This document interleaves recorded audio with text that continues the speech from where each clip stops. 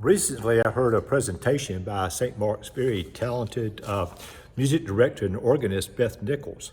And she was in this presentation explaining to me and others how the organ she plays is constantly changing. Due to a lot of factors such as the temperature or the tuning or the conditions of the pipes, et cetera, et cetera, et cetera. That was constantly like that.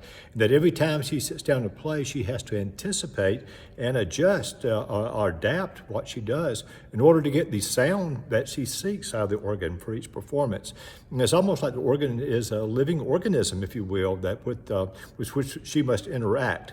Well, it may sound strange, but after hearing this presentation, I was discussing with Beth, it says, it occurs to me that in some ways, Beth, our music director and organist, is like a lion tamer, and that she has to adapt to the organ every time she goes in. The same way a lion tamer, if you think about it, has to constantly adapt and adjust to how the lion is, because a lion may be different one day because it's dehydrated or hungry or just feels bad or is in a bad mood, and the lion tamer has to allow for those things and to adjust in order to get the performance that the audience expects.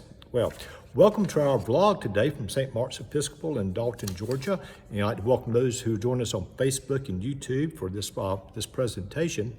Now, I know that comparing Beth to a lion tamer may sound like a stretch to most of you, and it kind of does to me too.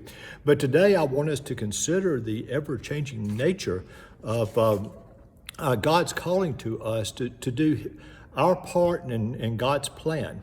Now, God's creation is constantly changing. Now, you've heard the expression, you can't step in the same river twice, and you know what that means. But also, most of us have been to the beach, and we know that the beach changes every time a new wave comes in and goes out, that things change. There's things added, things taken away. So creation is constantly changing. God's creation is constantly evolving, if we could use that word. And we constantly change, not just physically as most of us get older, but mentally and emotionally and hopefully spiritually, that we are changing and hopefully becoming more mature spiritually. But as we constantly change and God's creation constantly changes, we Christians should expect God's calling to us to also change and evolve. So this Lent, God is challenging us to prepare ourselves for the resurrection, not just the resurrection of Christ, but also our own resurrection that will eventually come in God's kingdom.